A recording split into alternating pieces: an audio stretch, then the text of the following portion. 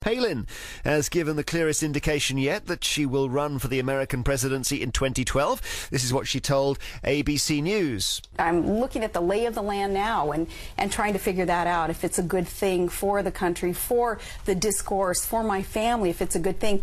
If you ran for president, could you beat Barack Obama? I believe so. And here she is running into difficulties on both CBS and ABC. What insight into Russian actions, particularly in the last couple of weeks, does the proximity of the state give you? They're our next-door neighbors, and you can actually see Russia from land here in Alaska. Well, explain to me why that enhances your foreign policy credentials. Well, it certainly does. As Putin rears his head and comes into the airspace of the United States of America, where do they go? It's Alaska. Her supporters say she's learned from past mistakes, and in fact her hawkish foreign policy would make America and the world a safer place than it is under Obama. Also, as Ronald Reagan is said to have proved, instincts may well be more powerful than intelligence. So would you welcome a Palin presidency? Nadine Dorris, Conservative MP for Mid-Bedfordshire, joins us, as does Hazel Blears, Labour MP for Salford and Eccles. And Nadine, first of all, you're pleased about her possibly running? Oh, yes, I'm delighted. I'm delighted because I think she would be a good, strong candidate. I believe that on the website today, Conservative Home USA, the Republicans have stated that she's their favourite candidate. And I think it's good to see a woman running. So, yeah, I support it from many fronts. Hazel Blears? Well, I think it's a really scary prospect, and I don't believe she'll be the candidate. Republicans are a bit like Tories. They want to win. And at the moment, only 1 in 5 Republicans wants her to be the candidate because they genuinely believe that, you know, love her or hate her, they do not think that she can win to become president of the United States. But leaving aside whether she can win or not, do you have a problem with her ideology, Hazel? Oh, I have a big problem with some of the things she said. I think when she was the mayor, she was charging rape victims for the rape kit that you need to decide whether or not they've been attacked. She's got some very strange policies on tax, on benefits.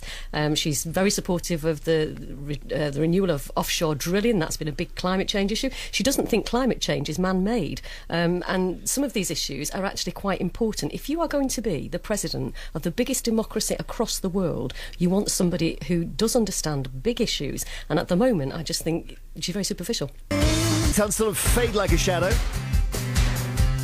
What do you think of the possibility of Sarah Palin as the US president? 0500 288 291, just because she's making it clearer and clearer that she really would like to at least try to become the Republican candidate. She may not become the candidate, she may not, if she becomes the candidate, win, but you put two and two together and sometimes it comes to 6.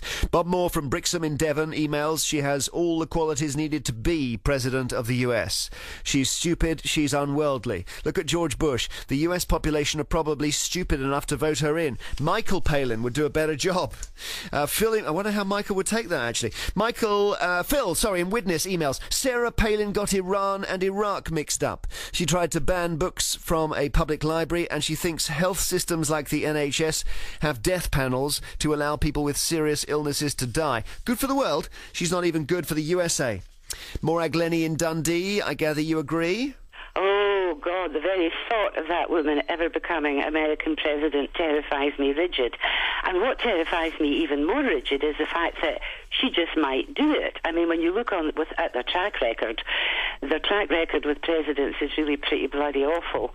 The woman is so far right that she's just about meeting herself coming back. Well, hang on. You are saying things about her that was said about Ronald Reagan, who is, most Americans seem to think, one of their great presidents. Well, that's what scares me. This is precisely my point.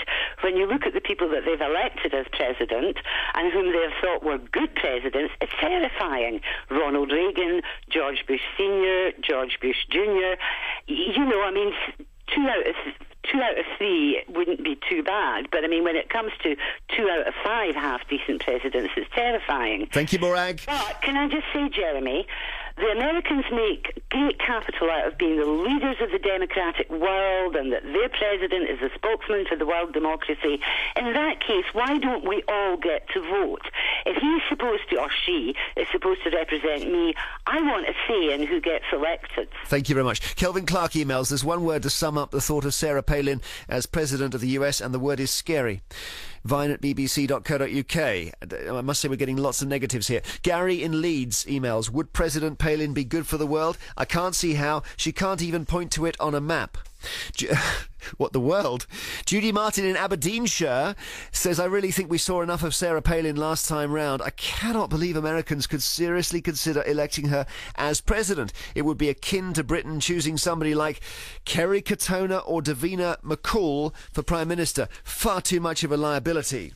Let's talk to Sean Maguire, the well-known actor who's in Los Angeles. Hello, how are you? What do you think of the Sarah Palin bandwagon? No, I've never phoned in a radio station in my life, and I was just listening, and I was like, when I heard your two politicians sort of arguing the merits of the fact that she might be a good candidate, the only thing that I can say is I would be thrilled. I would be thrilled if the Republicans choose her as a candidate, because I would to watch Barack Obama and her have a debate would be like watching Mike Tyson fight a toddler. I mean, he would absolutely clobber her and expose her for the absolute imbecile that she is.